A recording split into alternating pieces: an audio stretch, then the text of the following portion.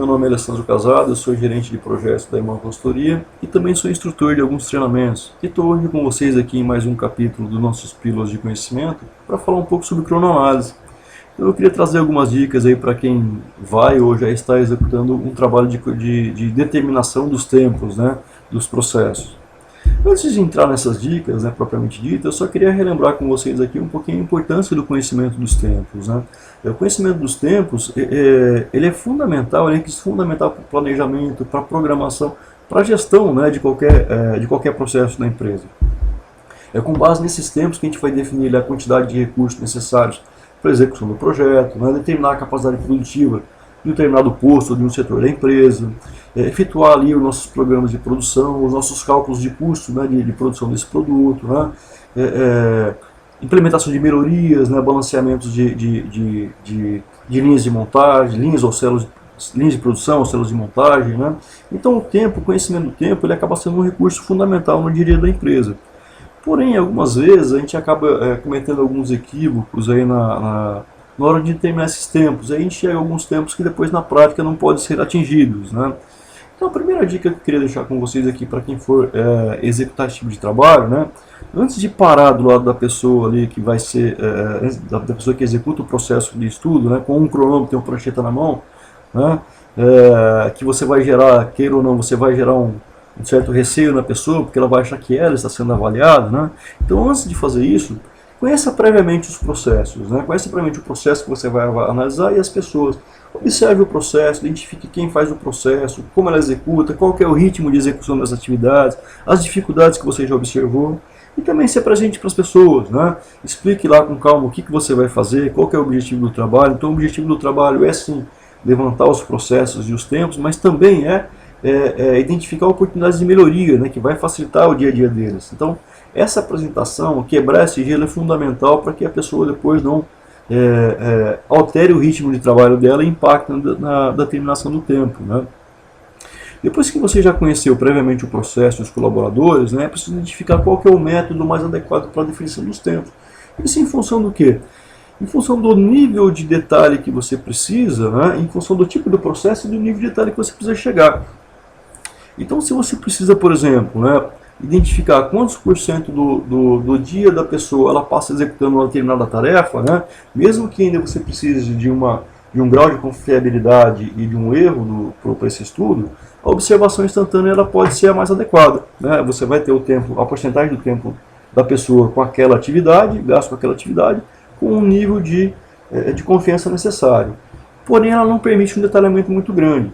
Se você já precisa de um detalhamento maior, né, como é o caso necessário quando a gente vai fazer uma análise de um processo produtivo, aí talvez a cronoanálise seja a cronometragem seja a ferramenta mais adequada, porque ela me permite sim um bom detalhamento do processo, quebrando ele em elementos, né? E tem uma certa facilidade no uso, né? À medida que é fácil eu treinar as pessoas, né, e executar o trabalho. Porém, ela tem uma restrição quando eu preciso, né, de um nível de detalhe ainda maior. Se eu precisar definir tempos de microatividades, por exemplo, o tempo que eu demoro para esticar o braço e alcançar a peça, o tempo que eu demoro para movimentar a peça do ponto A para o B, a cronoanálise já não serve, né? Tempos inferiores a 2 segundos, né? Como são essas microatividades, às vezes a fração de segundo, a cronometragem, desculpa, não serviria, né? Então eu precisaria utilizar ou alguma ferramenta que me permita analisar um vídeo dessa operação, ou utilizar ferramentas baseadas em tempos pré-determinados, como o MTM e o MOST, né? Que já nasceram com esse intuito, né? de analisar micromovimentos, analisar determinados tempos para micromovimentos, né? Aqui nesse nosso vídeo a gente vai focar aqui no caso, né, da cronometragem, né? Então não vou abordar nem observação instantânea nem tempos pré-definidos, né? Então uma vez que você já definiu que a cronometragem é a ferramenta adequada, a gente precisa documentar aquele processo, né? Documentar o processo com a ferramenta adequada e já quebrar esse processo em elementos, né? Que são esses elementos que eu vou documentar, depois eu vou tomar os tempos. São eles que vão lá para o meu formulário, né, de tomada de tempo, ok? Uma vez que eu já tenho meu formulário de coleta de tempo preenchido, aí eu vou partir para a coleta de tempo efetivamente, né? E posso utilizar para isso desde o meu cronômetro analógico, né, a corda, e aí vale a pena uma observação que para quem não tem habilidade na cronometragem, esse cronômetro pode gerar algum problema, né? Porque eu preciso principalmente para tempos muito curtos, né? Imagina que eu estou tomando tempos ali de 4, 5, 6 segundos. Em 5 segundos eu preciso observar a operação, apertar o botão e anotar o tempo. Observar a operação, apertar o botão e anotar o tempo. Então a pessoa pode se confundir gerando algum erro, né? Para quem não tem muita habilidade aí com o cronômetro digital ele ajuda a superar esse problema porque ele tem uma memória. À medida que vou cronometrando, ele vai armazenando os tempos da memória que eu posso consultar depois. Ou ainda utilizar, né, os aplicativos existentes no mercado que rodam tanto em celular ou tablet, que além de fazer a cronometragem, a tomada do tempo, né, a cada tomada que eu executo, ele já recalcula, né, ele já faz os cálculos necessários. Ele calcula a média, o tempo máximo, o tempo mínimo, a amplitude, desvio padrão e principalmente ele já faz o cálculo da quantidade de tomada de tempo necessária em função da confiança desejada para o estudo e do erro aceitável, né? Então isso é fundamental, é muito importante, tá? Às vezes o pessoal fala, faz 3 tomadas, faz 5 tomadas, não. Tem uma fórmula que tem que ser obedecida, tá, pessoal? E aí no caso o aplicativo já faz todas as contas, já exporta tudo para Excel, etc, né?